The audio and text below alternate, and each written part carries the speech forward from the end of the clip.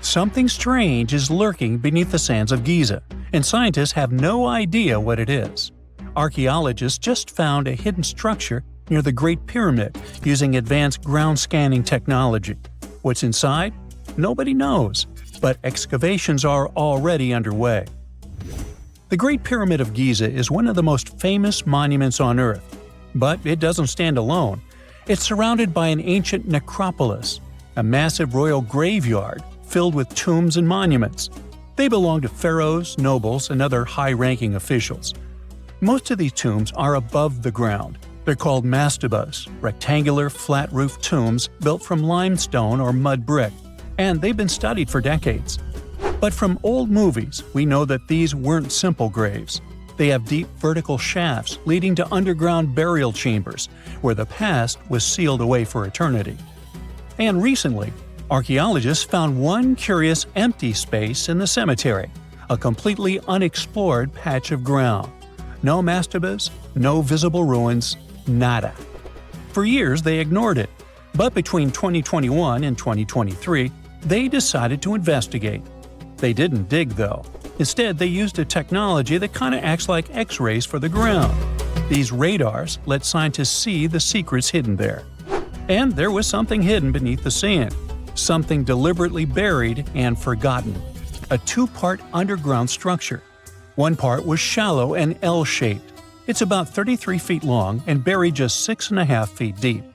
But below that, a deeper, more mysterious anomaly, a structure completely different from anything else in the area. They called it a highly resistive anomaly, which means it's dense and solid, likely made of stone, sand, or even metal. And still, no one has a clue what's inside it. Now, it's clear that humans made the L shape. It wasn't formed by nature. And the shallower structure might have been an entrance to whatever is hidden below. But they only have some theories about what might be hidden there. It's also filled with sand and gravel.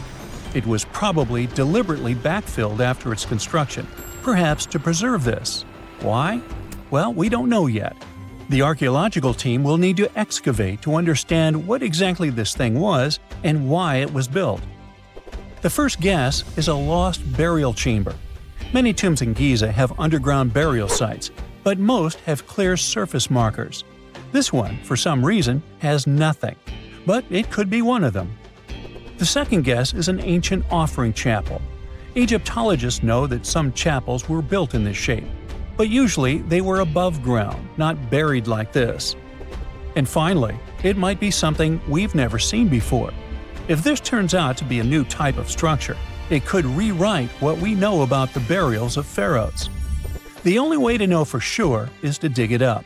And that's exactly what's happening right now. Excavations are already underway. Archaeologists are racing against time to uncover the truth. But there's a real danger there too. Giza's fragile ancient structures need to be handled carefully. Otherwise, they could be damaged beyond repair. So all we can do is wait for the truth. Now, these tombs always held fascinating mysteries. Unfortunately, we'll never learn tons of these mysteries because of some relentless tomb robbers. Egyptian tombs were built to guard the bodies for eternity. But that absolutely didn't stop people from breaking in and stealing everything valuable inside. They've been bothering these ancient sites for thousands of years, starting way back in Pharaoh's times.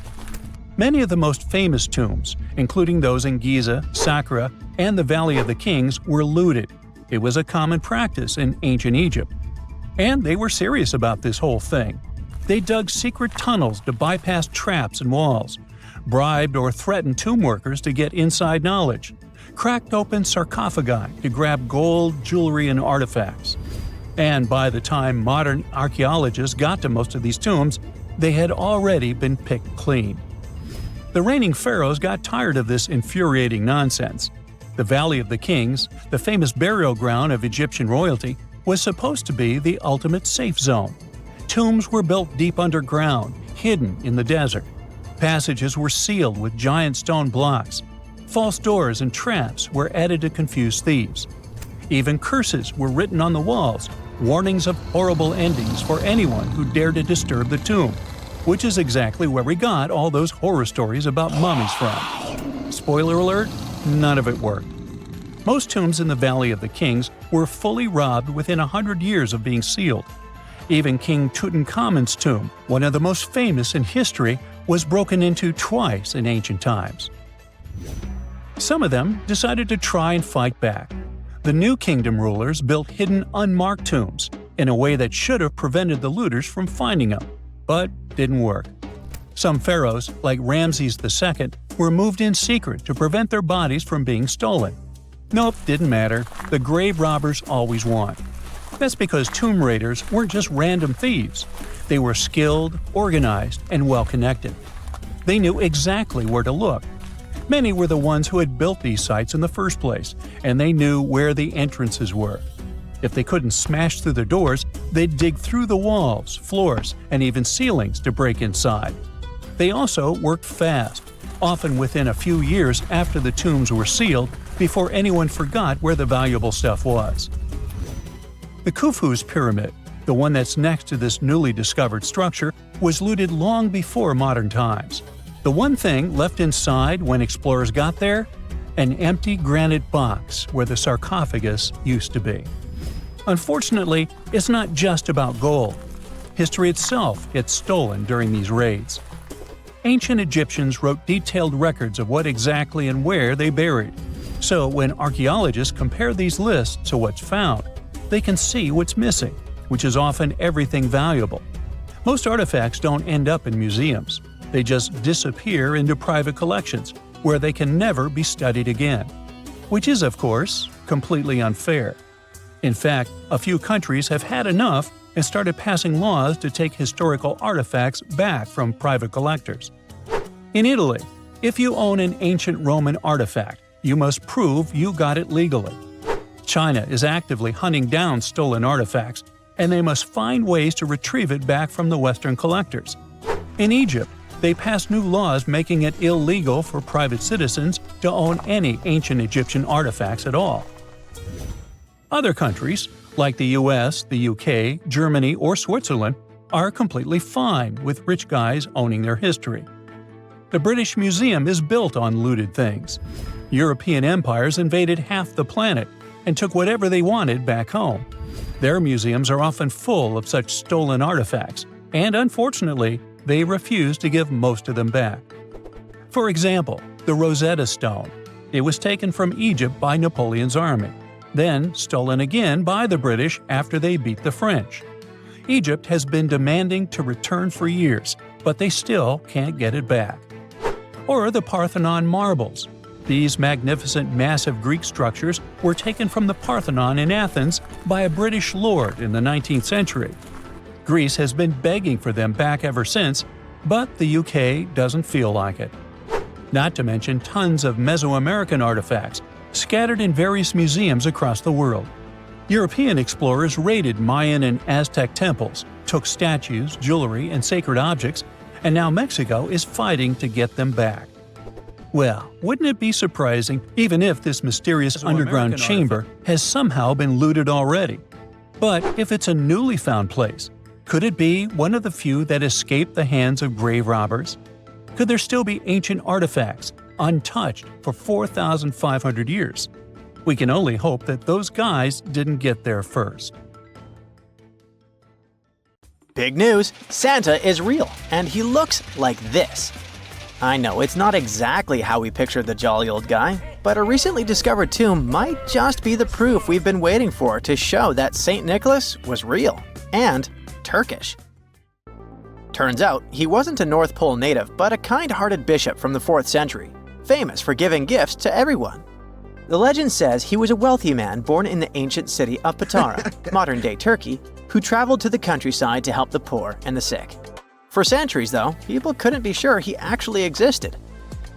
Some historical sources say he was buried in Myra, which is now called Demre, Turkey. Since the 80s, archaeologists have been digging around this area, trying to prove it. And now, their Christmas miracle has finally come true. After digging 6 feet deep in an annex of St. Nicholas's church, they uncovered a mysterious limestone tomb, about 2 meters long. While they're pretty sure this is St. Nick's final resting place, they're still searching for an inscription to confirm its exact age. Now, if we're talking about the fictional Santa Claus, legend says his home is in Lapland, Finland. Back in 2018, archaeologists made an interesting discovery that could finally prove that Santa was real. They were digging at a site called Tiny Aro when they stumbled upon about 200 burial pits. But when they looked inside, there was definitely no sign of Santa. Actually, there were no human skeletons at all, just a bunch of things like pottery and animal bones. So no one really knows what this place was. That was the complete opposite of what happened with a group of archaeologists working in the ancient city of Petra, Jordan. Since 2003, there have been rumors about hidden chambers beneath the famous monument called Al-Khazneh, also known as the Treasury. 21 years later, a team finally decided to dig and uncovered an intact tomb. Inside, they found at least 12 human skeletons and artifacts estimated to be over 2,000 years old.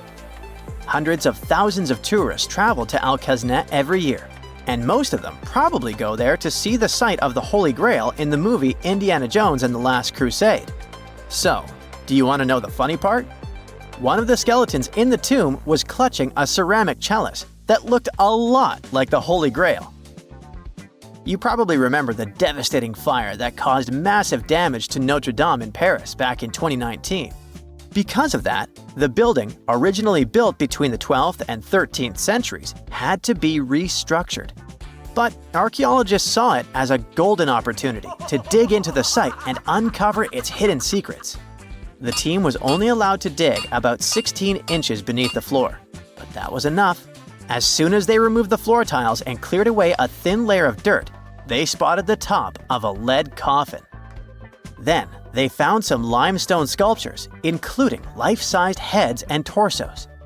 Altogether, they uncovered over 1,000 fragments of different works of art. Ancient statues have been found in the most random places, including a sewer. In July 2024, Bulgarian archaeologists were checking a Roman sewer in the ancient city of Heraclea Sintica when they found a nearly 7-foot-tall marble statue of Hermes, the Greek messenger deity. This town was completely devastated and abandoned after 2 earthquakes, one in the year 388 and the other in the year 425. But somehow, it didn't destroy this statue. In fact, its head was found in surprisingly good condition. Finding ancient artwork is definitely fascinating, but imagine stumbling upon an entire hidden city in the Amazon rainforest. Using high-tech lasers, researchers uncovered a lost civilization with thousands of structures and a whole network of roads, canals, and houses, all buried beneath the dense jungle. This city was built around 2,500 years ago, in an area located in the shadow of a volcano, which, by the way, could have erupted and destroyed this civilization at some point. It's hard to say exactly how many people live there, but experts estimate they stayed up there for about 1,000 years. This discovery proves ancient people also had huge, organized cities in the middle of the Amazon. A similar thing happened in Campeche in southern Mexico. An archaeologist was doing some research on the internet when he accidentally discovered a hidden Maya city. This area, now called Valeriana, was huge, about the size of Edinburgh, the capital of Scotland. It had pyramids, sports fields, amphitheaters, and paths connecting different districts. Thanks to satellite images, archaeologists uncovered an entire unknown civilization from the Bronze Age. They were checking out aerial images when they discovered 100 prehistoric settlements in the Pannonian Plain, a region that includes parts of what's now Serbia and Hungary. The people who lived there are now known as the Titsa Site Group, and it looks like they were a pretty well-organized society, skilled at growing food, hunting, and fishing. Google Earth helped a team to uncover a mysterious set of 400 ancient gates in Saudi Arabia. These gates, scattered across the desert, are thought to be from thousands of years ago. They're made of stone and arranged in weird formations that have left archaeologists scratching their heads. I mean, they don't look like they were meant for funerals, and they don't seem like structures where people lived. So, we still have no idea what they are. Technology is really changing archaeology. Thanks to artificial intelligence and, well, a $1 million prize, we've finally been able to decipher part of an unreadable and super damaged ancient scroll. The Herculaneum scrolls were discovered by workers digging up the ancient town of Herculaneum near Pompeii in 1752. But their condition was so bad that, for years, they were considered indecipherable. Thankfully, AI has helped unveil their secrets. Based on the studies so far, experts believe that one of these scrolls was written by a philosopher who valued pleasures, like music and food, above all else. No doubt, Stonehenge in England is one of the most mysterious places on Earth. Some theories even suggest it was built by extraterrestrials. After more than a century of research, archaeologists are still figuring out how it came together. See that big altar in the middle? Turns out it came all the way from Scotland. And that's pretty wild, considering this massive sandstone block weighs over 6 tons, and the people who built Stonehenge more than 4,000 years ago didn't have the luxury of wheels or modern tools. We can find some pretty amazing stuff in the oceans too. In 2013, a mysterious shipwreck was found about 20 feet underwater off the coast of Kenya. At the time, no one knew where it came from, but now, researchers are pretty sure this could be a ship from Vasco da Gama's fleet. You know, the famous Portuguese navigator, best known for being the first to sail from Europe to India by rounding Africa's Cape of Good Hope. If it's confirmed, this shipwreck could be one of the earliest European shipwrecks in the Indian Ocean. Ancient treasures can take many forms, including a bottle. Recently, archaeologists in Norway uncovered a 150-year-old message in a bottle during an excavation of a Viking burial mound. The bottle contained a letter written by Anders Lorange, an archaeologist who worked on the site back in the 1800s, along with his business card and a few coins wrapped in paper. The letter gave some details about the excavation, though it seems Lorange got a few things wrong, like the exact number of Viking shields discovered. At the end of the letter, he wrote a personal note in runic script, "Emma Gade, my girlfriend." So it gave us not only insights into history, but also a peek into his love life. Back in December 2012, a lot of people were freaking out over the idea that the world might end in some catastrophic event. And it was all thanks to the famous Maya calendar. This ancient way of tracking time had been the subject of endless speculation. But one of its biggest mysteries was definitely an 819-day count found in some versions of the calendar. No one could explain why it was there or how it worked, until recently, when a group of researchers from Cambridge might have finally cracked the code. First things first, how does the Maya calendar work? So the system the Maya civilization used to track days was based on something we now call the calendar round. Think of it like 3 interlocking gears. These are 3 cycles working together. The first is a 365-day solar year, known as Hab. The second is a cycle of 20 names. And the third is a cycle of 13 numbers, which forms a 260-day sacred calendar, called Solkeen. Just like we'd say something like December 25th, 2025, they named their days based on how these 3 cycles lined up.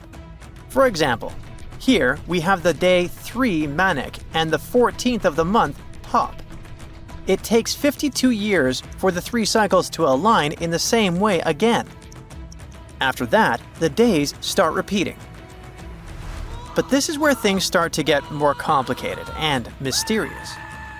On some Mayan monuments, we have also found enigmatic inscriptions pointing to the existence of another cycle, the 819-day count. There are about 20 examples of these inscriptions, mostly found in places like Palenque and Yaxchilan in Mexico.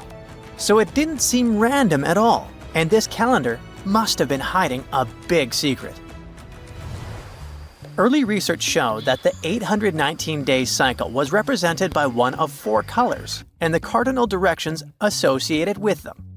Black was tied to the west, red to the east, white to the north, and yellow to the south. Researchers also discovered that this period of time could be broken down into 3 smaller cycles. One of 9 days, one of 7 days, and one of 13 days. Multiply them together, and you'd get 819 days. Pretty cool, but why did they do that? This color scheme and the 3 cycles seemed like a basic level of interpretation, and experts were pretty sure its real purpose was still hidden from us. Another thing researchers noticed is that this strange count of days was mostly shown using a Y glyph, followed by a number. But in some cases, they also added a glyph representing Kawil. This was a powerful Maya deity, often associated with creation and lightning. He was usually symbolized by a torch coming out of his forehead, representing the spark of life. But in the 90s, a study suggested that when Kawil's inscription showed smoke and fire coming from his forehead, it could actually represent the planets Jupiter or Saturn, or maybe even both. Wait, that means that the 819 days count could be linked to both planets in some way. From there, research focused on figuring out what that link might be.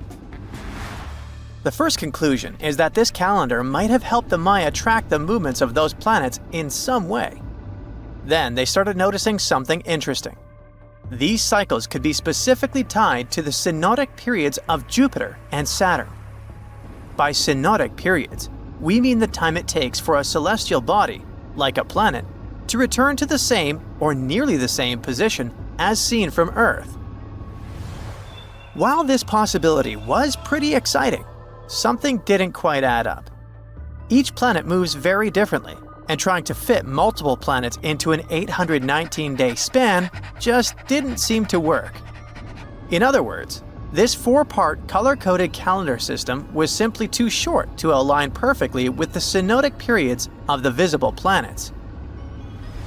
So it looks like we're back to square one.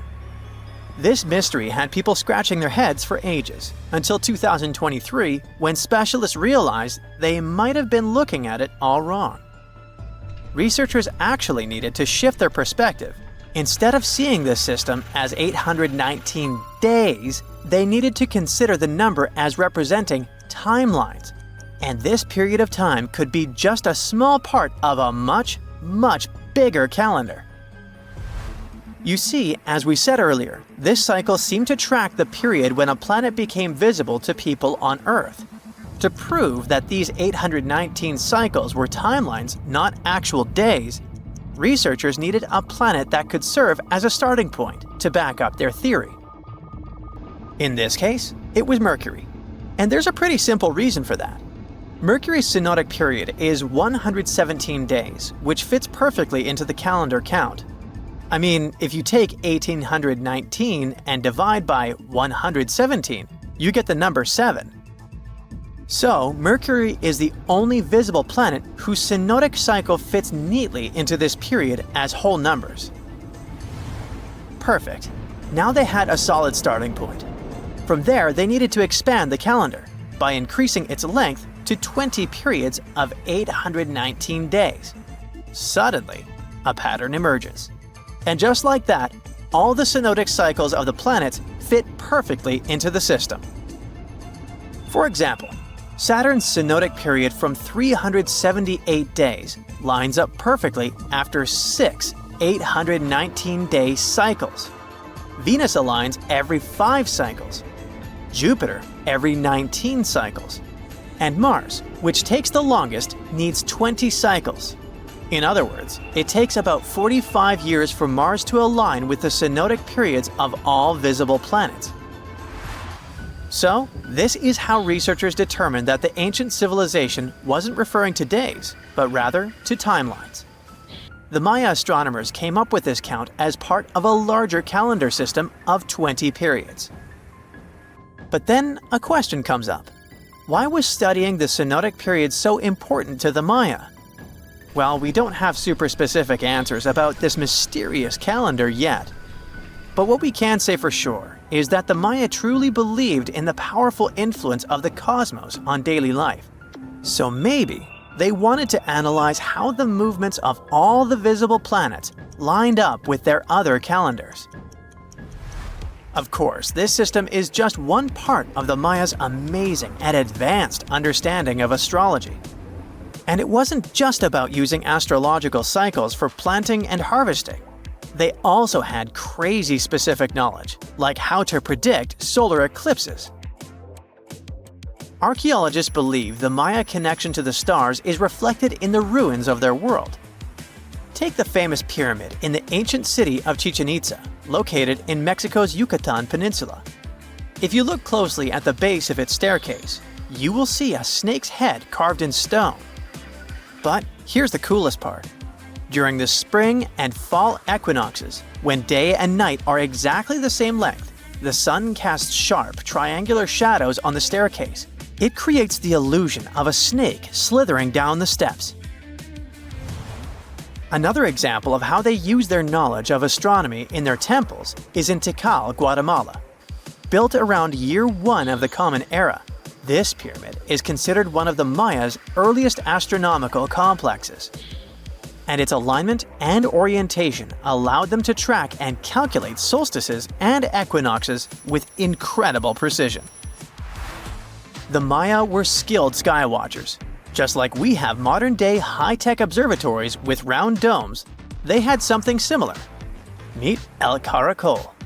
The name means snail in Spanish and refers to the spiral staircase inside the tower. Built around 906 Common Era, it was the perfect place to observe all the changes in the sky and track the movements of the sun, moon, planets, and stars. Unlike us today, with our telescopes, satellites, and advanced tools, the Maya relied entirely on naked eye observation, and that makes their achievements even more incredible. We all know some iconic symbols. The Statue of Liberty screams USA, the Eiffel Tower represents Paris, and this mask? Undoubtedly, it's Tutankhamun's, right? Sometimes it feels like historians have squeezed every last drop out of the King Tut story. But guess what? The most obvious details often slip right under our noses. Like the fact that this famous mask didn't actually belong to him, nor was it ever meant for him. Stick with me for the details. Can we get a close-up of that mask? Thanks. See those holes? Yep, they're for earrings. And no, it's not that they had anything against jewelry. But back in ancient Egypt, earrings were typically worn by high-status women or kids. Now, if you know your history, you might say, but Tut was a boy king, wasn't he? You're spot on. He began his reign at just 9 years old. Sadly, that didn't last long as he passed away at a very young age. So when he was 9, he might have worn earrings, but he probably took them off when he hit that no earrings age. Sounds reasonable, right? Actually, not quite. That would have been pretty strange since nobody expected him to pass away young. Certainly not at 9. So no one was preparing a kid's mask for a burial. It's this untimely demise that suggests that the mask used was simply the best option available when Tut passed away. There are more clues pointing to the idea that the mask was found in a hurry. Let's think about this. Even though Tut was mummified and his body could wait a bit, his loved ones wanted him to reach the afterlife ASAP. Some experts even believe the paint in the tomb was still wet when it was sealed. But look at his mask. It's a masterpiece. There's no way it was made in a rush. It's way more elaborate than other simpler cartonnage pieces. The renowned mask of King Tut stands 21 inches tall, adorned with precious stones, and features a golden beard that weighs 5.5 pounds. Making the entire mask 22.5 pounds. Okay, I'm a bit confused here. So it seems like it was probably a kid's mask, but it had a beard? I've never seen a 9-year-old with a goatee, and I'm guessing you haven't either. Just think about it. A grown man's face compared to a kid's face. Fun fact for you, our faces pretty much stopped growing at the age of 16, so by 19, Tut would have definitely had the face of an adult man. Can you imagine trying to fit a relatively small kid's mask on a grown man? That would have been super embarrassing, and no one would have let that happen. Right, let's dismiss the kids' theory. Now, the second option, if you remember, is that the mask could have originally belonged to a woman. This is where the beard theory comes into play. Some researchers believe the beard might have been added later on. Here's another twist. What if the mask was actually made for Nefertiti herself, who ended up maskless? In this case, there are two discoveries. Two birds with one stone. For now, it sounds like a conspiracy theory, I know. But let's give it a shot and delve deeper into the details. So, Tut passed away in around 1323 BCE, probably due to malaria. He had other health issues too, like when he broke his leg, and records suggest he wasn't in the best shape. As for Nefertiti, we have no solid data about her demise. Plus, nobody knows exactly when or where she was buried. The supposed year when she passed away is around 1330 BCE, but she could have lived longer, and the mask was intended and prepared for her. Or maybe they just took her mask right from the burial chamber. After all, they were family. Well, sort of. She was said to be his stepmom, having been married to Akhenaten, who was likely Tut's father. But this is not 100% accurate. Some scientists doubt it. Ah, these ancient Egyptian families. It's hard to keep track of who's who. I know, you're not yet convinced that Tut wore a lady's mask. Let me share one more theory with you. Meet Howard Carter, the enthusiastic archaeologist who discovered Tutankhamun's tomb. It was located in the Valley of Kings outside Luxor, and, to everyone's surprise, was nearly intact. When he entered, he noticed something odd. This didn't feel like a pharaoh's burial chamber. It was classy and all, but it had a vibe that suggested it was made for a woman. Typically, Egyptian pharaohs had larger tombs that suited them better, and even more strangely, it was oriented to the right of the entrance. This didn't add up. That orientation was typical for female chambers, which Egyptian queens used. Another red flag was that the chamber appeared to have been built in stages, and all the artifacts, around 2,000 of them, seemed hastily placed there. Even more curious, they looked like they were meant for other royals. Carter discovered this burial site in 1922, but it remained a mystery as to why it was so bizarre. Almost a century later, Nicholas Reeves thought he may have solved the puzzle. He claimed that King Tut might not have been the original resident of the tomb. Instead, he suggested that the undisturbed resting place of the legendary Queen Nefertiti could be hidden behind the walls of the boy king's burial chamber. Nicholas studied high-resolution photos for months, meticulously examining every pixel. One day, he focused on detailed scans that revealed the texture of the tomb's walls beneath layers of paint. He spotted what he believed to be outlines of two doorways that had been blocked and plastered over to hide them from view. The more he looked, the more it seemed real. Could it be a tomb within a tomb? Nicholas theorized there was a hidden storeroom behind the western wall of King Tut's tomb, and his chamber might just be the outermost section of a larger corridor-style network of rooms. It all sounds fancy, but sorry to break it to you. Reeves' theory was debunked. To find out if he was onto something, experts had to use ground-penetrating radar to see the unseen. Reeves' idea was that if there were gaps, it could indicate the presence of additional rooms. And at first, in 2015, one expert even thought he had found a hidden room. But the glory didn't last for long. A year later, after double-checking, it turned out there were no hidden doorways. By the way, Nefertiti isn't the only legendary woman from Egypt whose burial site remains a captivating mystery. There's a cool legend about Cleopatra that you might enjoy. It's said that she once declared, "No man will ever find my tomb." Kind of fitting, right? After all, the person who's come closest to uncovering her final resting place is a woman. Fast forward a few millennia after she passed away, and while no man has located it, archaeologist Kathleen Martinez believes she might have cracked the code. She's been on the quest for Cleopatra VII's tomb for nearly 20 years, and recently discovered a bust that she thinks represents the famous queen. However, not everyone is on board with her claim. Some experts argue that the bust doesn't resemble Cleopatra at all. Alongside this intriguing marble statue, Martinez's team also unearthed 337 coins, some of which, less controversially, feature Cleopatra's likeness. But the real part is that it's still not officially confirmed. There's no doubt about the existence of the small bust. It's carved from white marble, fits in one hand, and shows a woman wearing a royal crown, according to a translated statement from the Egyptian Ministry of Tourism and Antiquities. The big question, though, is who it actually depicts. While Martinez insists this statue is a representation of Queen Cleopatra VII, many other archaeologists argue that the facial features don't match, suggesting it likely belongs to a princess instead. Sorry, I can't resist the temptation of breaking the magic for a moment. Some folks believe that the whole idea of "no man will find my tomb" is misunderstood. Even if she did say it, what she probably meant was "no living soul," and it wasn't about gender at all. It can as well be just a beautiful legend. Toodaloo!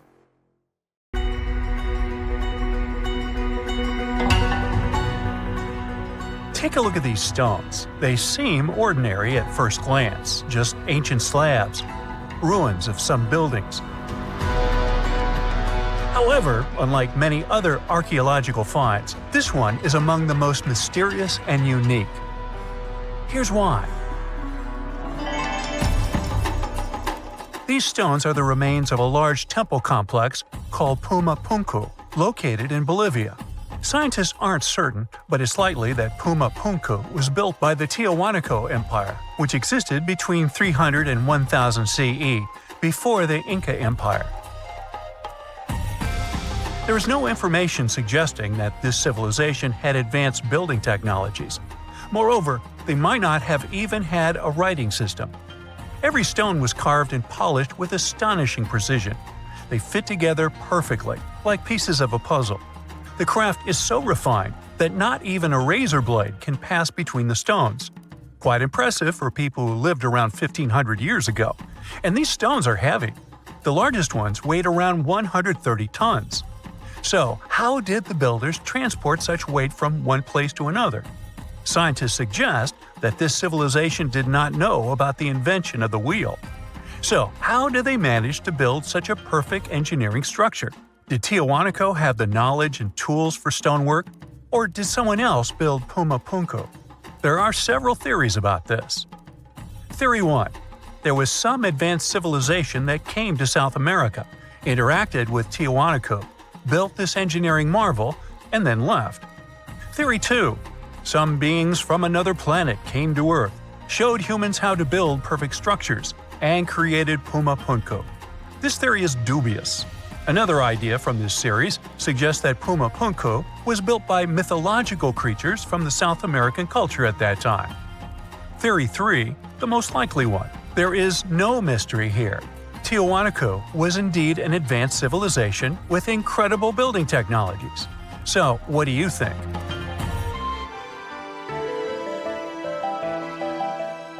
Okay, we've seen some pretty rectangular stones used for building a temple. How about perfectly round stones for studying the starry sky? Or for some other purpose, it doesn't matter. So, welcome to Costa Rica. In the south of this country lies the so-called decaspheres. These are large, heavy, round stones created in the pre-Columbian era, around 600 CE. Now, each stone is made from a unique type of rock formed from cooled magma. In other words, someone waited for a volcanic eruption to end and for all the magma to cool, and then took all this material and carved these spheres from it. But how did they achieve such a perfect shape? Scientists suggest that people used small stones to grind and carve the cooled magma. Some specialists think that the stones were made for navigation. They could have indicated the way to certain places. Another theory claims that the deca squares were used for astronomy. No one knows for sure. We may never get the answer to this question because the people who knew the secret of the stones disappeared after the Spanish expansion.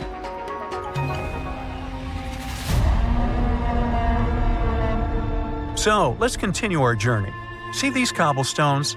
Archaeologists still don't know why they're arranged along a long stretch of desert crossing Jordan and Israel. These strange stones form a chain of lines 40 miles long and have been here since around 300 BCE. Because they were discovered by pilots during flights about 100 years ago, some call these stones kites. One of the more popular theories suggests that people placed these structures here to lure animals into a pit where they could be caught. Apparently, ancient hunters knew the behavior of local fauna well, and were sure the animals would somehow walk along these stones, ending up in an open area with a pit where hunters could easily do their work. Perfectly smooth rectangular and square stones, round stones, stone traps for animals. What's next? How about a stone canvas or stone painting? To see this ancient artifact, we'll travel to Glasgow, Scotland, where archaeologists unearthed a stone slab created about 5,000 years ago. It is called the Cockno Stone. The slab measures 43 by 26 feet, about half a basketball court. And this entire area is filled with strange swirling patterns that scientists call cup and ring marks. But what do they mean? As usual, scientists don't know for sure. But one theory suggests that the inscriptions on the stone are somehow related to astronomical phenomena, such as lunar or solar eclipses. Maybe it was a star map, or maybe people just wanted to create a work of art. In any case, there is another interesting fact related to the cup and ring marks. Scientists have found similar drawings in other prehistoric sites around the world. Okay, let's step away from mysterious stones and look at some other archaeological mysteries. Here is the approximate order of civilization development starting from 8000 BCE, according to scientists. First, people settle in one place and build a city or settlement there. Then they engage in agriculture, and after that, they build temples. But in 1994, archaeologists said, no, the order might have been different. What if people first built temples to worship higher mythical beings and only then built cities and engaged in agriculture? Let's go to Turkey, to the rural area of Göbekli Tepe, where in the mid-1990s, archaeologists discovered several stone pillars with carved animals on them. This ancient structure dates back to around the 10th millennium BCE. Now, this place is considered one of the oldest places of worship in the world. Most likely, it was built by semi-nomadic hunters who knew nothing about agriculture because it appeared in this region 5 centuries later. Now, scientists are wondering, is it true that such structures led to the settlement of the area? The answer to this question may help understand the mindset and development of humanity in many parts of our planet. So, would you like a scroll with the location of a treasure marked on it? You could say you already have one. Check it out yourself. Just Google the Copper Scroll Treasure. Download a high-resolution photo of the scroll and follow the instructions. Oops! The instructions are written in an incomprehensible language. Scientists have been trying to decipher this message since the scroll was discovered in 1952 in Qumran, and the answer is still not found. According to one theory, the scroll contains information about a large amount of silver and gold. But even if the treasure does not exist, this artifact is still quite interesting to study. It was created around 2,000 years ago, during the time when the Roman Empire ruled over the settlement of Qumran. Perhaps the local residents hid their valuables from the Roman legionnaires and left such a map for their descendants. When you approach this archaeological wonder, you won't notice anything. But if you rise into the air and look down at the ground, you'll see amazing patterns created by the people of the Nazca culture. This discovery is called the Nazca Lines. Pilots and passengers of commercial aircraft first noticed them in the 1920s and 30s during flights over Peru. These large drawings consist of geometric lines, complex images of animals, and whimsical figures.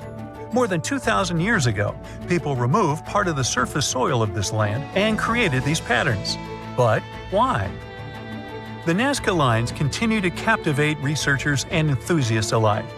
Recent technological advancements, such as drone imagery and satellite mapping, have provided new insights into these enigmatic formations.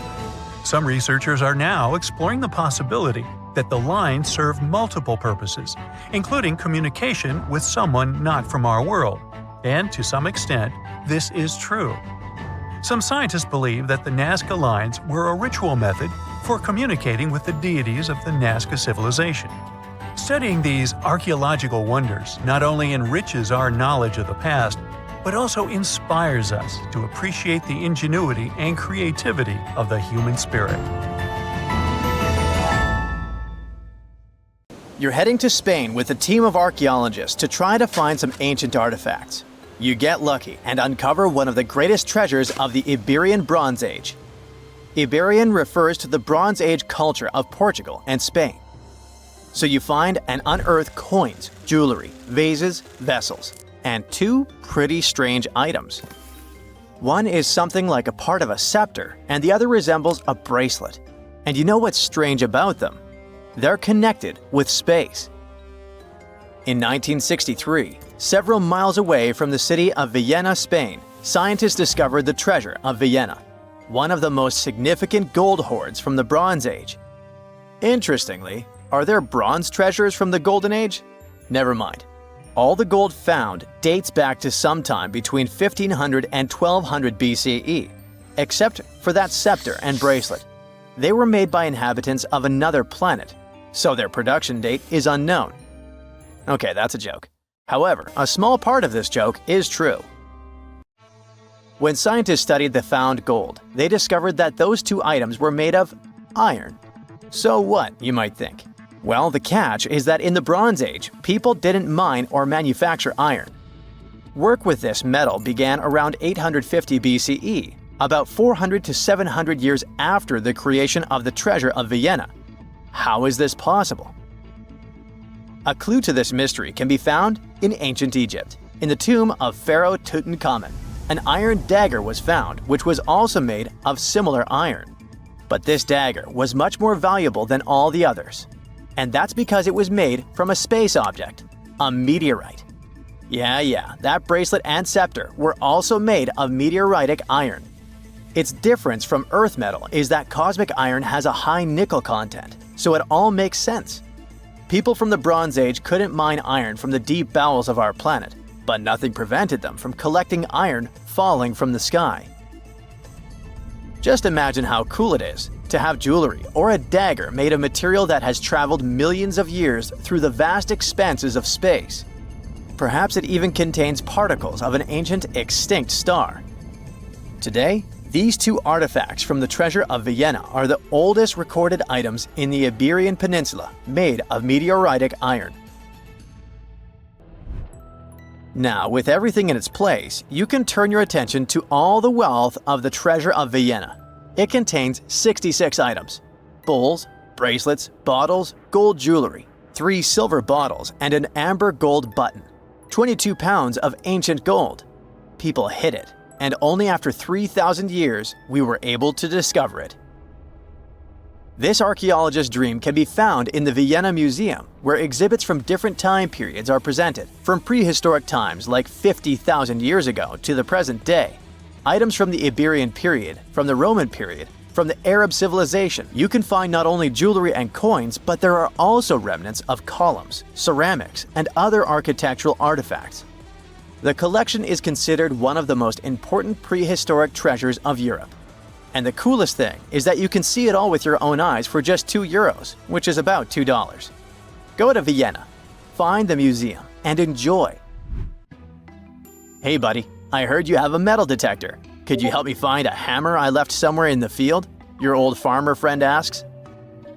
You take a metal detector and go searching, but instead of a hammer, you find hundreds, even thousands of silver coins worth $2 million. You're so happy that the farmer lost that hammer, and now you're rich. Stop! Considering that this land belongs to the farmer, would you tell him about the find or take it with you? In reality, neither of these options happened. In 1992, Eric Laws was helping a farmer search for a lost hammer in a field near Hoxney, Suffolk, England. The metal detector stumbled upon a hidden treasure, a huge one. There were silver spoons, gold jewelry, more than 500 gold coins, and about 14,000 silver ones. Eric Laws accidentally discovered the largest collection of gold and silver from the late Roman period in Britain. Unfortunately, or perhaps fortunately, He and the farmer didn't receive the treasure. It's now in the British Museum. Let's move away from the farmer's field to somewhere on the Mediterranean coast. Imagine you're a scuba diver. There was a strong storm yesterday, but now with the water calm, you dive in and discover the seabed covered with gold dinars. This story happened in 2015. The coins which the storm brought to the shore might have been minted even before the First Crusade that started in 1096. This collection is one of the most impressive archaeological finds in the world. All these treasures surely can make the heads of those who find them spin, but they end up in a museum. And that's a good thing, because such wealth can drive a person crazy. A metal detector and a diving suit helped people discover ancient treasures.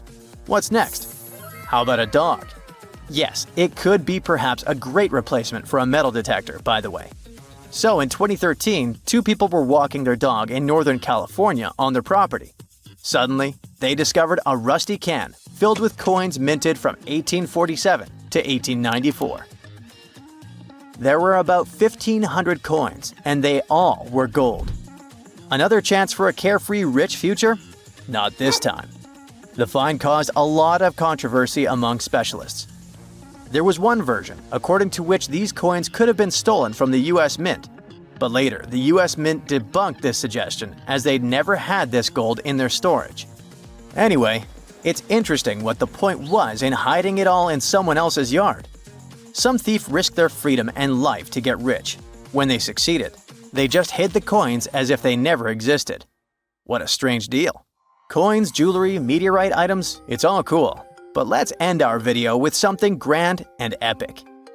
Archaeologists were conducting research near the Mediterranean coast of Egypt and discovered a treasure trove inside a sunken temple and sanctuary. Despite the waves, earthquakes, and seawater, the massive find was preserved in a not bad condition. The temple was built a very long time ago and collapsed in the middle of the 2nd century BCE. It was an important structure in ancient Egypt.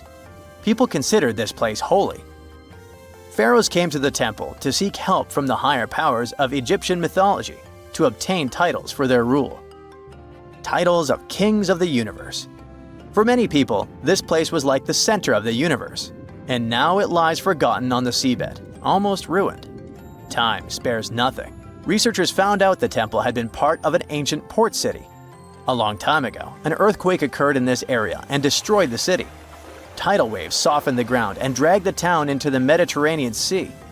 While studying the temple, scientists found many secret treasures there: silver ceremonial instruments, gold jewelry, and alabaster vessels. In past times, people used them to store perfumes or greasy ointments called unguents. Perhaps in ancient Egypt, they weren't bad in the field of cosmetology. Near the temple, archaeologists discovered a Greek sanctuary. Apparently, the Greeks living in Egypt or coming here on business wanted to pay tribute to Aphrodite, so they created a small building in her honor. In that place, archaeologists found bronze and ceramic artifacts from different cultures. Scientists found out that the Greeks had permission to trade in the Egyptian city and even be its residents. It seems pharaohs living around 600 BCE were favorable to the Greeks. The profession of an archaeologist is very exciting. But what would you do if you found some ancient treasure? Before answering this question, find out what law applies to such finds in your country. In July 1990, 4 Czech guys decided to go on an adventure to find the Mongolian death worm, the creature that might have inspired the monster you've seen in the movie Doom. They say it lives somewhere deep in the Gobi Desert, so they flew to Mongolia, hopped into an ATV, and hired some local guides to help them. All that to meet a creature that is up to 6 feet long, can spit acid that could melt anything, and is capable of shooting electricity at those it doesn't like. Legend says that these friendly guys spend most of their days hiding underneath the sandy dunes, but they'd like to come out during the wetter months of June and July. So the timing for a spotting was simply perfect. But the crew needed to figure out how to lure the creature. Sadly for them, no one knew what the giant worm liked to eat, so they built a thumper, which is a machine that made rhythmic pounding noises. They were hoping it would call the worm out of the ground. For 2 months, they searched the vast desert, crossing dunes and rocky plains looking for any sign of the creature. But alas, it didn't really work out. Ivan McCurley, who was the leader of the 1990 expedition, came back to Gobi Desert again.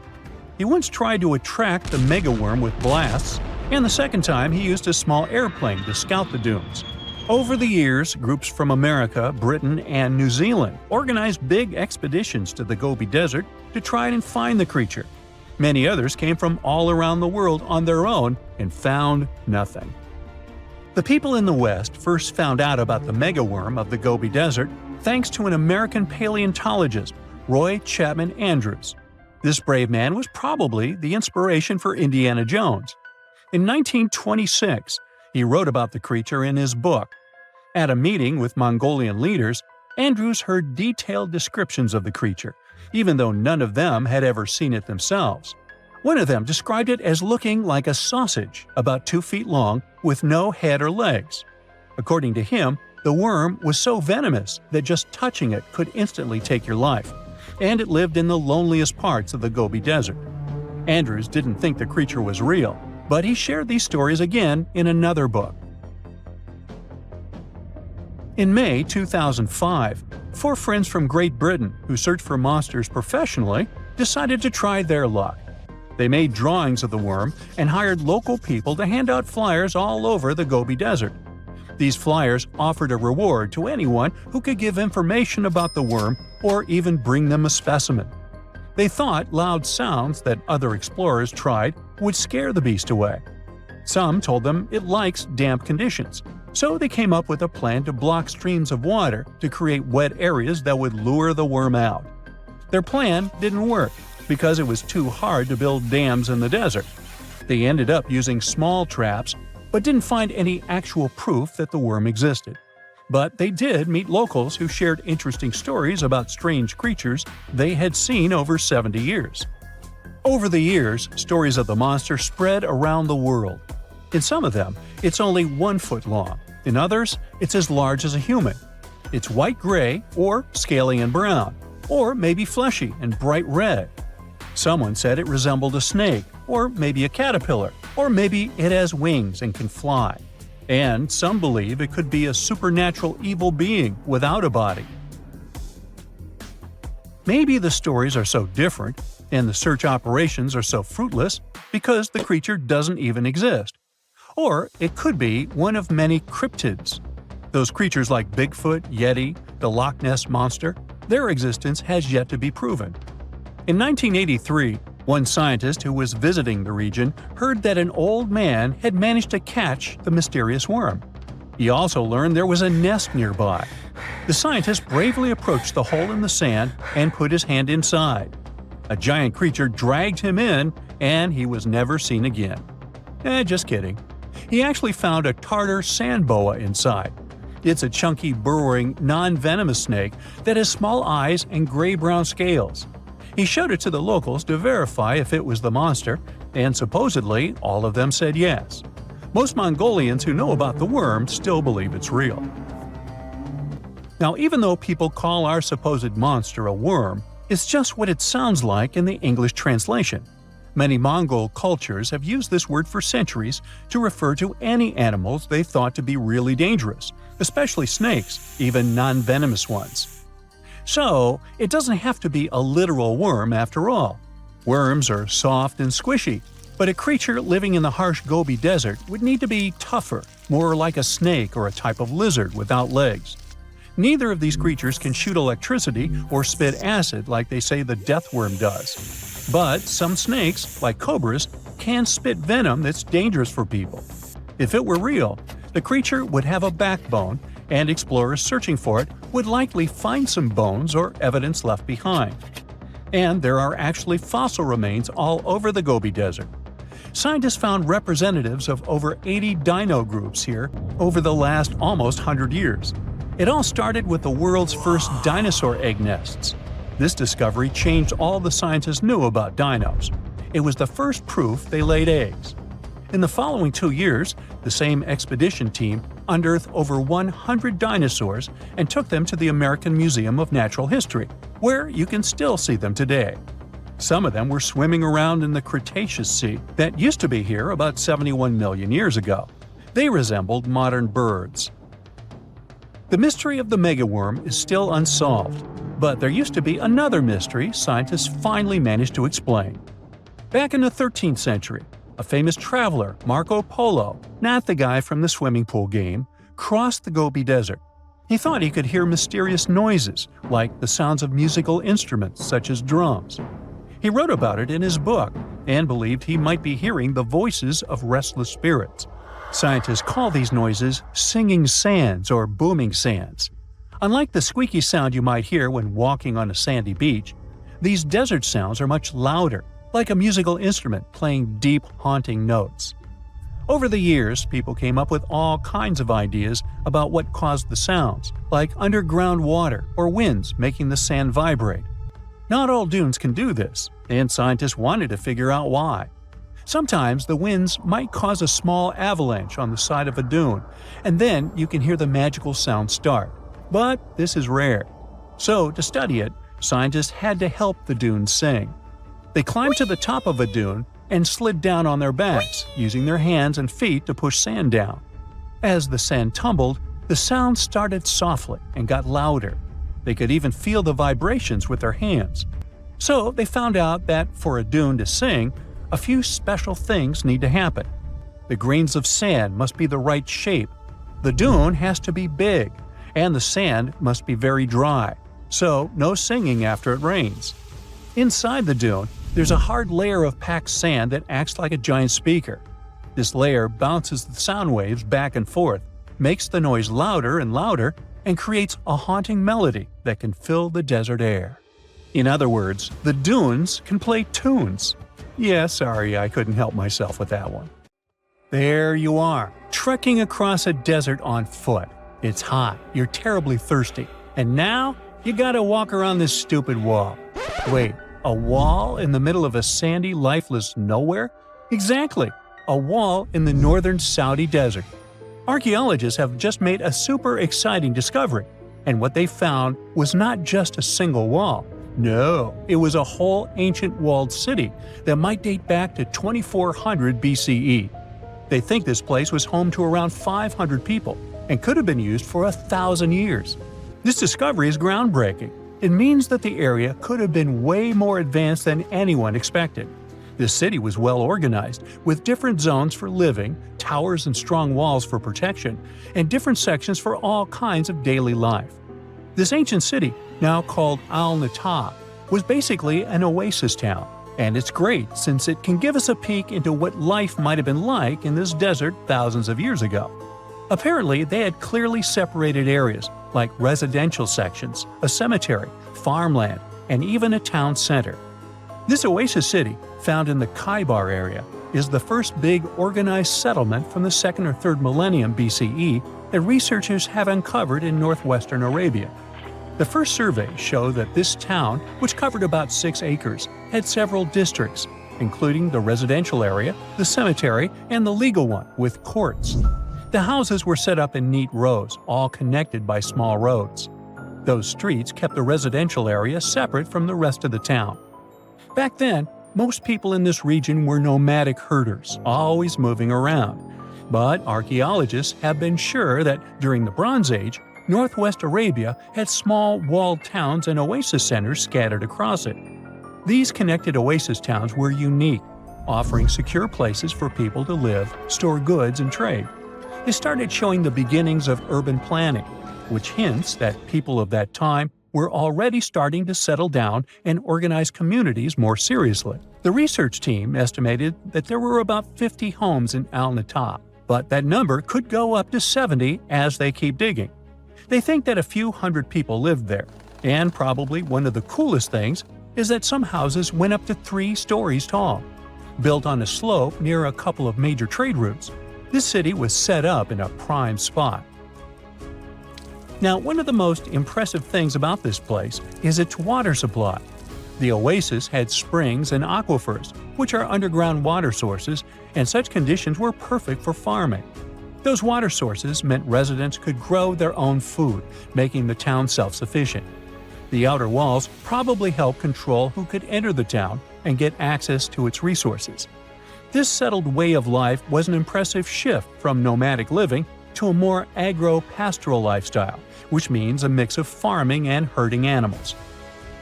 Another find that supports this theory is a bunch of tools like grinding stones, mortars, and pestles discovered inside the town. People there must have ground grains and prepared food. They had a diet of cereals, meat, and milk from animals they raised themselves.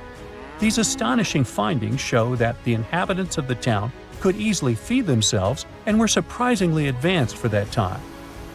Thanks to better access to Saudi Arabia in the past couple of decades, archaeologists now have a much clearer picture of what life there was like thousands of years ago. The most exciting thing is that Al-Nata might have been part of a whole network of similar fortified oasis towns spread across the region, and all of these connected sites could show us how trade routes and small settlements worked together at that time in that arid area. Now, at the same time, this recent discovery isn't the only one that has the scientific world buzzing with excitement. How about we visit Egypt and see for ourselves? After all, archaeologists have just found a stash of ancient Egyptian and Greek treasure underwater. They were exploring the lost city of Thonis Heraklion off the coast of Egypt, which sank more than 1,000 years ago. This city was legendary, and nobody even knew where it was until it was rediscovered in 2000. Now they're uncovering more and more, and on this dive, they found a pile of gold and silver treasures. Those were probably used in rituals to bless Egyptian pharaohs when they took the throne. The researchers even found an ancient Greek temple dedicated to Aphrodite and some super-old Greek weapons. Frank Gaudio, the lead archaeologist, said it was astonishing that those delicate objects had survived the disaster that brought the city down. Back in its prime, Thonis Heraklion was one of the biggest port cities in the Mediterranean. It was a huge center of social life and was the main entry point for ships from Greece coming into Egypt. But tragically, due to rising waters, earthquakes, and a catastrophic tidal wave, the soil underneath the city literally turned into mush, and then the entire city sank into the Mediterranean. It was forgotten until Gaudio's team found it in 2000. Since then, they've been uncovering new parts of the city and piecing together its history little by little. If a lost underwater city doesn't seem impressive enough, we can travel to the Amazon. The discovery made there is truly mind-boggling. For centuries, people have talked about lost cities deep in the Amazon, like El Dorado, that mythical city of gold that lured Spanish explorers into the jungle. A lot of them never came back. Then, in the 1900s, a British explorer named Percy Fawcett went searching for what he called the lost city of Z, and he too disappeared. But now, finally, scientists have actually found proof that those lost cities in the Amazon were real all along. A team of scientists use a tech called LiDAR, which basically allows you to see through thick jungle from above by bouncing light beams off the ground. They flew over the jungle in Bolivia in a helicopter about 650 feet up and mapped out those hidden ancient cities.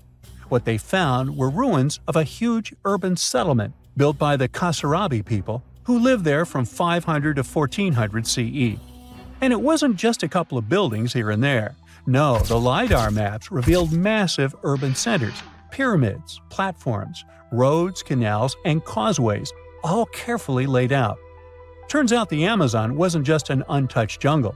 It was once home to big, complex cities. A scientist from the German Archaeological Institute explained that Europeans had long ignored the possibility of ancient Amazonian cities, but the LiDAR maps showed they were wrong. The new maps have revealed 26 sites, including 11 that no one even knew existed. Researchers have discovered two main city sites, Landivar and Kotoka. They had massive moat causeways stretching out like spokes on a wheel, linking the main cities with smaller surrounding settlements. Some of the canals even connected the cities to rivers and a big lake, which allowed water to flow through the area. Over the years, scientists found scattered ruins all over this region, but the thick jungle made it nearly impossible to connect the dots and see if or how they were related. With LiDAR, the whole layout came to life, showing that those sites were part of a much larger organized urban system. It's now also clear that the sites had a greater meaning, since everything is lined up in a way that could be symbolic of the spiritual beliefs of the inhabitants. The Kasarabi culture isn't as famous as the Maya, but they had a thriving society in an area that faced huge challenges, like yearly flooding. And although the nearby Andes had their own monumental sites, the Kasarabi were doing something absolutely unique. They even had reservoirs to store water, which suggests they might have been dealing with occasional droughts, which is pretty unusual for the Amazon. Actually, those terrible droughts could be why the Kasarabi eventually left their cities around 1400 CE. For more than 3,000 years, the gold mask of Pharaoh Tutankhamun stayed hidden in the Valley of the Kings. This artifact, which stands about 21 inches tall, shows how skilled and artistic the ancient Egyptians were. But nobody expected that X-rays would reveal its biggest secret. King Tut was the last ruler of his family during the 18th dynasty. He took the throne at just 9 years old, but ruled for only 10 years before he passed away unexpectedly. If we're being honest, back in ancient Egypt, he was mostly forgotten by the rulers who came after him. His tomb wasn't a big deal for them, so much so that even the grave robbers forgot about him. It might sound a bit sad, but the truth is that it was actually great news for us. Since his tomb was practically forgotten, it ended up being perfectly preserved. While the other tombs in the Valley of the Kings were looted, his remained sealed and untouched. So when it was discovered back in 1922, it had over 5,000 precious objects inside. That made Tutankhamun basically an instant celebrity and one of the best-known pharaohs nowadays. Among the treasures was the most stunning piece, his golden mask. This mask is said to be an exact image of the king's face, or at least it was supposed to be, but we'll get to that later. The purpose of this accurate representation of his face was to make sure that his soul would recognize him in the afterlife and return to his mummified body. In ancient Egyptian beliefs, this would allow him to continue living in the afterlife. The details of the mask clearly looked incredibly difficult to create, but people didn't realize how complex it truly was until many years later. The first X-rays of the mask were taken in 1967. Back then, the main reason for these scans was practical – conservation. The mask was heading to Paris for an exhibition, and it was the first time it had ever left Paris. This would help them keep track of any changes during the exhibit. Plus, the images could give clues about how the mask was made, but back then, they probably didn't fully realize just how complex its construction was. I mean, Egyptian goldsmiths didn't use modern soldering techniques, so how did they make this mask? New X-rays taken in 2007 gave us some answers. It turned out the Egyptians didn't use pure gold, which is 24 carats. The mask was actually made of 23-karat gold, meaning it was mixed with another material. So specialists discovered that the gold sheets contained a small amount of copper, a reddish-brown metal. This was likely done to make the material more flexible and easier to shape. They would then shape the gold sheets by heating and hammering them over and over again. But there was one more secret inside the mask that wasn't discovered until 2015. The year before, the staff at Cairo's Egyptian Museum were working on the mask display when the long beard of the mask accidentally got knocked off. Another theory is that the beard had become loose over time and just fell off. Either way, the fact that King Tut's beard came off caused a lot of stress. After all, we're talking about one of Cairo's biggest tourist attractions, so the experts had to fix the problem quickly. The restoration process started with a detailed recording of the mask's condition. To do this, they had to take a full three-dimensional scan of the artifact, and, by accident, they found something very interesting in the mask. Inside the royal beard, there is a gold tube, an intriguing structure that the Egyptians likely used to attach the beard to the rest of the mask. And that proved, once again, that the process of making this mask was even more complex than experts thought. But the mysteries don't stop there. Remember how we mentioned that the mask was thought to perfectly represent King Tutankhamun's face? Well, that might not be entirely true. Some popular theories suggest the mask was never meant for him and was actually made for someone else. A study published in 2015 suggested the mask was originally made for a female pharaoh, his supposed stepmother, the famous and beautiful Egyptian queen Nefertiti.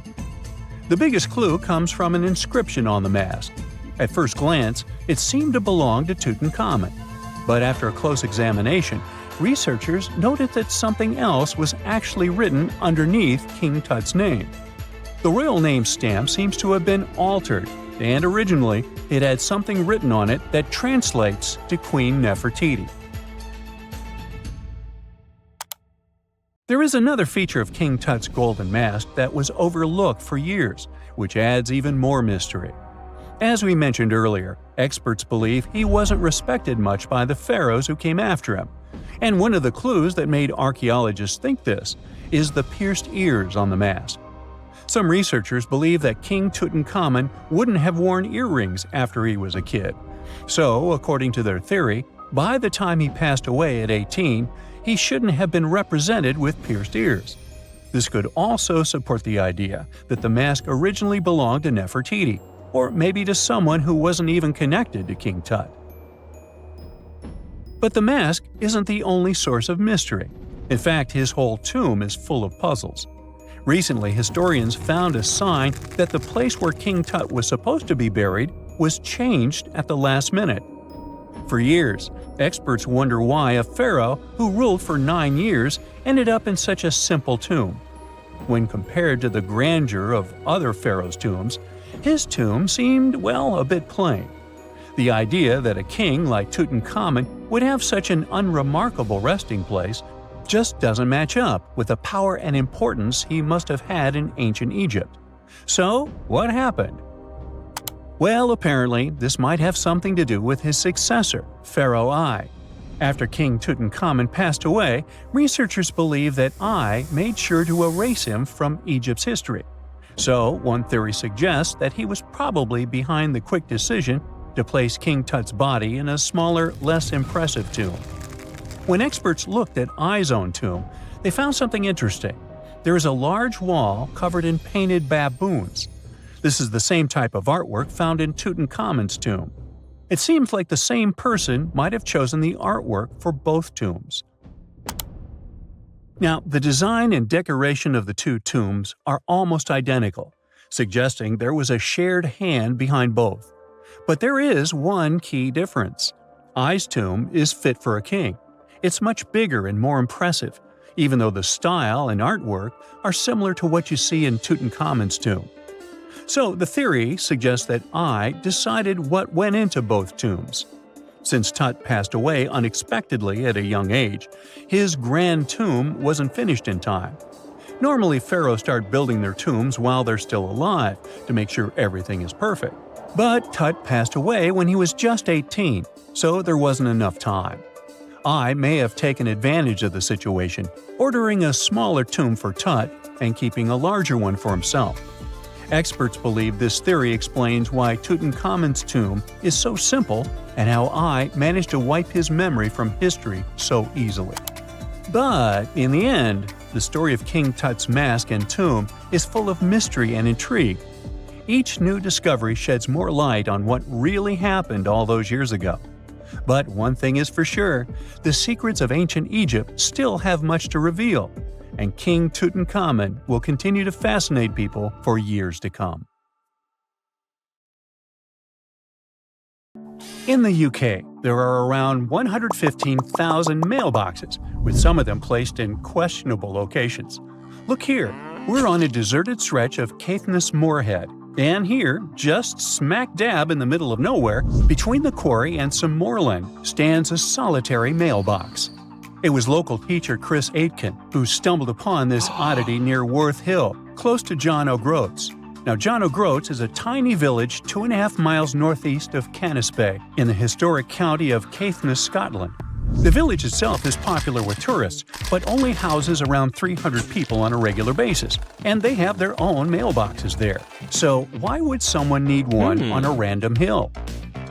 When Chris shared a photo online, someone chimed in with a theory.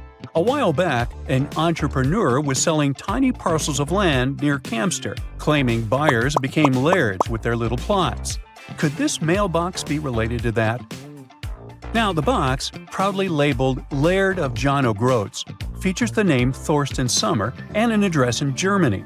There's a PIN number on the front, but when Chris opened it, all he found was a website link.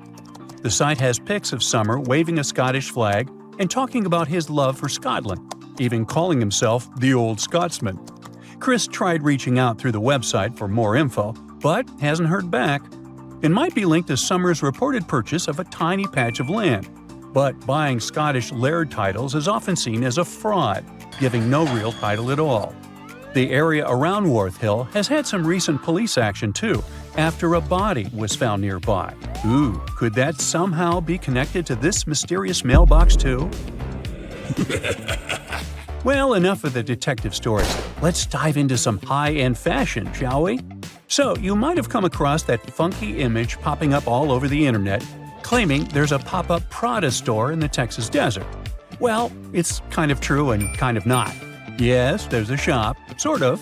It showcased a whole range of Prada gear worth around $80,000. And guess what? Miuccia Prada herself handpicked the items. But still, you couldn't buy a single thing there. No cashiers, no shop assistants. It was like the place was permanently closed. The twist? It's actually an art installation. Made entirely of biodegradable materials, it was designed to gradually blend back into nature, taking a fun jab at our current consumer culture. But why display goods you can't actually buy? Well, it's a metaphor for the elusive charm of luxury. While it was meant to decay in peace, the hype surrounding it led to a surprising amount of foot traffic and even some chaos. After trying to fend off a few would-be thieves, the artist had to admit defeat. Now it's a hotspot for photos, drawing everyone from tourists to celebrities. Right, you can find a brand purse in the desert, but can you, let's say, find a car somewhere in Welsh caves? Well, the answer is yes, and let me tell you, it's not just one car, but many of them. The Cavern of Lost Souls is a well-known abandoned car cave tucked away in Wales. Once upon a time, it was a slate mine in Ceredigion, where workers pulled out tons of slate and transported it using narrow-gauge horse-drawn tramways. But as the mining industry faded away decades ago, the mine fell into a hush.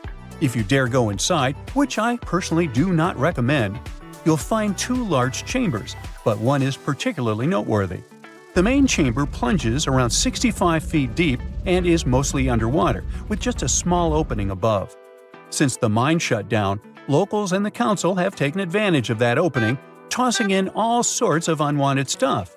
You'll find everything from fridges and TVs to even whole cars piled up in one corner. What makes the Cavern of Lost Souls special is the single beam of light that breaks through, casting its glow on the twisted heap of wrecked cars and metal. The water, when hit by that light, glows a stunning turquoise green, creating beautiful reflections of the cars and cavern walls on the still surface. Every now and then, a fragment of slate falls, shattering the quiet and sending ripples across the water. There was yet another weird find in Wales. A shiny 10-foot silver monolith recently popped up on Hay Bluff in Powys, Wales, and it's sparking a ton of curiosity. A local builder, Craig Muir, discovered it during his hike, and he described it as looking like it just dropped down from space. It's made of surgical steel, has no markings, and is super well crafted without visible welds. Muir's find is reminiscent of those mysterious monoliths that popped up worldwide in 2020, creating quite a buzz online. Local Richard Haynes suggested it could be some kind of scientific installation, but with national park rules against unauthorized structures, it might not be there for long. With no visible tracks around it, Muir speculated it could have been brought in by a group or even dropped from a helicopter.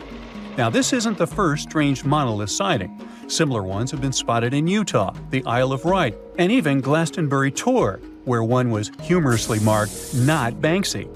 However, it could be easily him. The UK is the leading country in terms of the number of Banksy's pieces of art. As of 2023, there were 70 of them. No wonder, as he is reportedly British and was born in Bristol. The Atacama Desert in northern Chile, the driest non-polar desert on Earth, features a bizarre sight at kilometer mark 1309 on the Pan American Highway, a giant cement hand that towers 36 feet above the sand. Looks creepy, right? Well, worry not. It's not some creepy monster trying to grip you and take you to the netherworld. It's not an ancient relic from a lost civilization either. A professional sculptor created this quirky landmark back in 1992. Despite its remoteness, the hand is frequently targeted by graffiti, so local volunteers must clean it up twice a year. And by the way, it's not the only landmark of this kind. The very same sculptor also created a similar hand in Punta del Este, Uruguay, called Man Emerging to Life, and it represents the idea that a giant might be holding South America in a stone grip. Hey, works for me. Now check out this giant stone sphere hidden in the forest of Bosnia's Visoko Valley. What do you think? Is it an ancient relic or a modern art installation? Share your thoughts in the comments. But to be completely frank with you, which I always am, nobody really knows for sure. Experts think this sphere, which measures around 10 feet across, is just a naturally occurring rock formation called a concretion. These iron-rich balls get their reddish color from the high iron content and form when mineral particles stick together over time. While concretions can take on some pretty wild shapes, the exact process of how they form is still a bit of a mystery. Then there's this archaeologist, often called the Bosnian Indiana Jones, who claims it's actually a man-made artifact from over 1,000 years ago. Spherical concretions aren't unique to Bosnia, though. You can find them all over the world, like these boulders in New Zealand, massive round stones that are over 60 million years old. There are also cannonball concretions in North Dakota. And let's not forget about the man-made stone spheres crafted by the Dicas people in Costa Rica, which are perfectly shaped and arranged, definitely a testament to human creativity. So while the Bosnian sphere is super intriguing, it's probably just an ancient concretion and not a remnant of a lost civilization. Bummer. Finally, some things are so well hidden that you have to go deep down into the seafloor to get a glimpse of them. Once a hedonistic hotspot for the Roman elite, Baia was like the Las Vegas of its time, but now its ruins are submerged underwater. This resort city thrived on volcanic hot springs and attracted the likes of Nero and Caesar, who even built vacation villas there. However, in the 8th century, Baia lost a battle and was abandoned by 1500. As the water levels rose, much of the city was lost beneath the bay. Today, you can explore Baia's ancient ruins in one of the few underwater archaeological parks in the world. Hold your breath. There are mysterious plasma bubbles floating around the pyramids of Giza. As bizarre as that might sound, let's get one thing clear right off the bat. There's nothing extraterrestrial going on here. Plasma bubbles are those weather anomalies that form in a layer of Earth's atmosphere called the ionosphere. This is an invisible layer surrounding our planet that stretches roughly from 50 to 400 miles above Earth's surface, right at the edge of space. In this layer, the sun, being the giant hot power that it is, basically cooks gases, splitting them into electrically charged particles called plasma. Here's where it gets interesting. At night, especially near the equator, these charged particles get disturbed, and when a bunch of them suddenly vanish at the same time, it forms what we call a plasma bubble. Imagine it like a big empty pocket where the plasma is missing or its quantity is lowered, but it's only considered a plasma bubble if this phenomenon occurs on a large scale, typically around 62 miles in size. If you're already packing your suitcase for Egypt and have put binoculars to look at the tips of the pyramids, I'm sorry to say that we can't see these plasma bubbles with the unaided eye. It's all happening way above our heads, completely invisible to us. Scientists need to use special equipment, like the Latitude Long Range Ionosphere Radar, or LARID, to detect these bubbles. This advanced technology helps researchers track and observe the movement and formation of plasma bubbles in real time. This formation, by the way, can be triggered by solar storms. That brings us to November 2023, when an impressive solar storm occurred. On a scale from 1 to 5, this one was classified as a G3, which is considered a strong event. Solar storms occur when sunspots are basically cooler, darker areas on the sun's surface. release bursts of energy into space. These flares triggered several geomagnetic storms on Earth. While this might sound like doomsday stuff, it didn't disrupt our daily lives too much. In fact, it was great news for skywatchers, since the solar storm created stunning auroras, with the northern lights visible as far south as Greece and Turkey. But this particular storm in 2023 also had another interesting consequence. It caused the largest plasma bubble ever recorded by the Chinese radar. This phenomenon was so massive that it covered regions as far apart as the Egyptian pyramids and the Midway Islands in the Pacific Ocean. Now that's a huge distance, and it is a big deal for science. And that's because plasma bubbles are a growing threat to modern technology. Experts say they can disrupt satellite communications and GPS systems.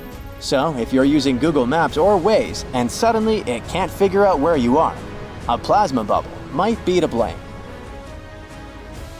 Great. We now know what's going on with those bubbles, detected above the pyramids of Giza. But things get even weirder inside this ancient construction. Apparently, the Great Pyramid of Giza has the ability to concentrate electromagnetic energy within its interior.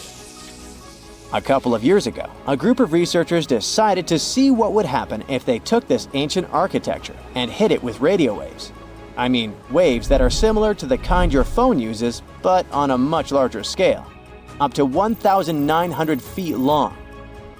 But since they couldn't just start blasting radio waves at the actual pyramid, they did the next best thing: computer modeling.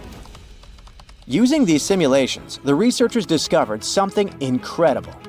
The Great Pyramid can actually concentrate electromagnetic energy within its internal chambers, as well as underneath its base, where an unfinished chamber is located. By concentrate, I mean something like trap it. For example, when you shout into a cave, you hear your voice echo back, right? The sound waves don't just disappear, they bounce around and get focused. Similarly, when radio waves hit the pyramid, they don't just pass through or around it. Instead, they get absorbed, bounce around, and focus inside and underneath the pyramid. Our list of mysterious phenomena surrounding the Egyptian pyramids doesn't end there. Inside the pyramid, there's a long, narrow passage that leads to what's known as the King's Chamber.